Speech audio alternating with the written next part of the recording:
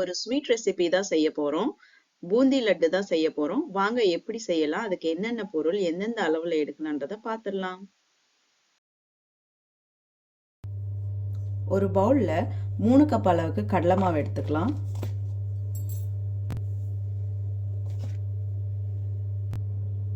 மூணு கப் அளவுக்கு மாவுக்கு நான் வந்து 600 ml தண்ணி ஆட் பண்ணிக்கிறேன். இதை வந்து ஃபுல்லாக ஆட் பண்ணாமல் கொஞ்சம் கொஞ்சமாக வந்து ஊற்றிக்கலாம். ஊற்றிட்டு கொஞ்சம் கொஞ்சமாக லைட்டாக இந்த மாதிரி கிளறி விட்டுக்கலாம். அப்போ தான் நல்லாவே வரும். இந்த மாதிரி கிளறிக்கணும் நல்லா. இப்போ மீதி இருக்க தண்ணியும் கொஞ்சம் கொஞ்சமாக ஆட் பண்ணிக்கலாம். இந்த அளவுக்கு கிளறியாச்சு. இன்னமும் கொஞ்சம் தண்ணி இருக்குது நம்மளுக்கு. இதில் வந்து இந்த ஸ்டேஜில் ஃபுட் கலரிங் நான் ஆட் பண்ணுறேன். ஆரஞ்சு கலர் ஃபுட் கலரிங் உங்களுக்கு வேணும்னா ஆப்ஷனல் தான், இது வேணுன்னா ஆட் பண்ணிக்கலாம். கொஞ்சம் மட்டும் ஆட் பண்ணிக்கலாம். பாகு கலக்கிறதுலையும் நம்ம வந்து ஆட் பண்ணோம். அதனால் இப்போ மீதி இருக்க வாட்டர் ஃபுல்லாமே இப்போ வந்து இந்த ஸ்டேஜில் நம்ம ஃபுல்லாக ஊற்றிக்கலாம். ஊற்றிட்டு நல்லாவே கிளறி விட்டுக்கலாம். இந்த அளவுக்கு நல்லா கலந்தாச்சு. இப்போ பாருங்கள், நல்லாவே கன்சிஸ்டன்சி சூப்பராக வந்திருக்கு. இப்போ இதை வந்து நல்லா ஆயில் ஹீட் பண்ணிவிட்டு அதுக்கப்புறமா அதில் போடலாம். ஆயில் ஊற்றி நல்லாவே ஹீட் ஆகிட்டு இருக்கு. இப்போ வந்து நம்ம ரெடி பண்ணி வச்சுருக்க பேட்டரை வந்து இதில் அப்ளை பண்ண போகிறோம். அப்ளை பண்ணி பொரிச்சு எடுக்க போகிறோம். நீங்கள் வந்து பூந்தி செய்கிற அந்த கரண்டி, ஜல்லி கரண்டி இருந்துச்சுன்னா அதையும் யூஸ் பண்ணிக்கலாம். அது இல்லைன்னா கவலைப்பட தேவையில்லை. இந்த மாதிரி ஜல்லி கரண்டி நம்ம டெய்லி யூஸ் பண்ணுற கரண்டியும் யூஸ் பண்ணிக்கலாம். அப்படி அதுவும் இல்லைன்னா நான் இன்றைக்கி சிம்பிளாக ஒரு ட்ரிக் வந்து யூஸ் பண்ண போகிறேன். நம்மக்கிட்ட வேஸ்ட்டாக இருக்க இந்த பிளாஸ்டிக் பாக்ஸ் இருக்குது இல்லைங்களா, இதில் வந்து இந்த மாதிரி ஹோல்ஸ் போட்டிருக்கேன். இந்த ஹோல்ஸில் வந்து இப்போ நம்ம ரெடி பண்ணி வச்சுருக்க பேட்டரை வந்து அப்ளை பண்ணலாம். நல்லாவே சைஸ் சின்னதாகவே வரும். பாருங்கள், நல்லாவே வருது. ஃபுல்லாக மாவு போகலை அப்படின்னா நீங்கள் ஒரு சின்ன ஸ்பூன் வச்சு கூட இந்த மாதிரி கரைச்சி விடலாம். இப்போ இந்த மாதிரி பொரிஞ்சு வந்துருச்சு பாருங்கள். இப்போ இது எல்லாத்தையுமே அரைச்சி எடுத்துக்கலாம்.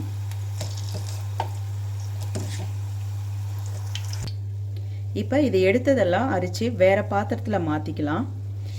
இந்த மாதிரி எல்லாத்தையுமே, எல்லா பேட்டரையுமே நம்ம வந்து போட்டு எடுத்துக்கலாம். கலந்து வச்ச கடலை மாவு எல்லாத்தையுமே பூந்தியாக பொரித்து எடுத்தாச்சு. இப்போ பாகு ரெடி பண்ணிக்கலாம். நம்ம ஒரு பெரிய பாத்திரம் எடுத்து நம்ம வச்சுக்கலாம். இதுக்கு மூடி இருக்க பாத்திரமாகவே சூஸ் பண்ணிக்கலாம். ஃபஸ்ட்டு இந்த கப்பில், மெஷரிங் கப்பில் 3 கப் அளவுக்கு கடலை மாவு எடுத்திருக்கேன். இதில் 2 மடங்கு அளவுக்கு சர்க்கரை எடுத்துக்கிறேன். இப்போ நான் இதில் 6 கப் அளவுக்கு சர்க்கரை எடுத்து இதில் ஃபஸ்ட்டு ஆட் பண்ணிக்கலாம். இப்போ அதே கப்பில் 3 கப் அளவுக்கு தண்ணி எடுத்து இதில் சேர்த்துக்கலாம். இப்போ ஏலக்காய் பவுடர் வந்து அரைச்சி இதில் தூவிக்கலாம் மேலே வாசனைக்காக. இப்போ இதில் தேவையான ஃபுட் கலரும் ஆரஞ்சு கலர் கொஞ்சமாக போடுறேன். நம்ம ஏற்கனவே அந்த மாவு கரைக்கும் போதே நம்ம கொஞ்சம் ஆட் பண்ணியிருக்கோம். அதனால் கொஞ்சமாக போட்டு நல்லாவே கலந்து விட்டுக்கலாம்.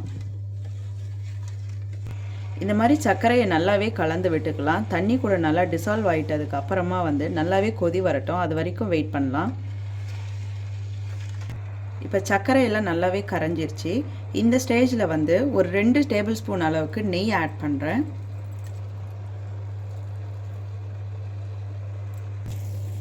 இந்த மாதிரி நல்லாவே கொதிச்சிருச்சு.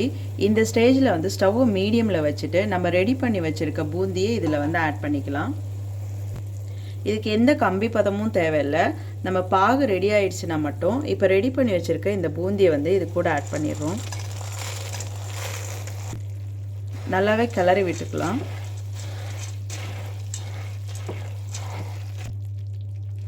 இந்த மாதிரி நல்லா கிளறி விட்டுடலாம். ஒரு 2 நிமிஷம் இதில் இருக்கும் போது கொதி வரணும்.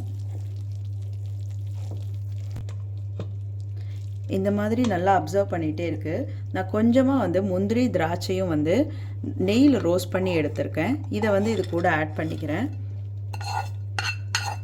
இப்போ நல்லாவே கலந்து விட்டுக்கலாம். நல்லா கிளறி விட்டுக்கலாம்.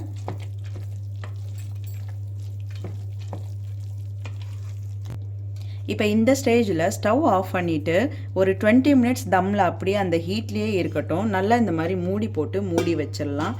அதுக்கப்புறமா ஓப்பன் பண்ணிக்கலாம். அப்போ தான் அந்த பாகு நல்லா அப்சர்வ் ஆகும். இப்போ 20 மினிட்ஸ் ஆயிடுச்சு. ஓப்பன் பண்ணிடலாம். நல்லாவே வந்திருக்கு. நல்லா ஒரு டைம் கிளறிக்கலாம்.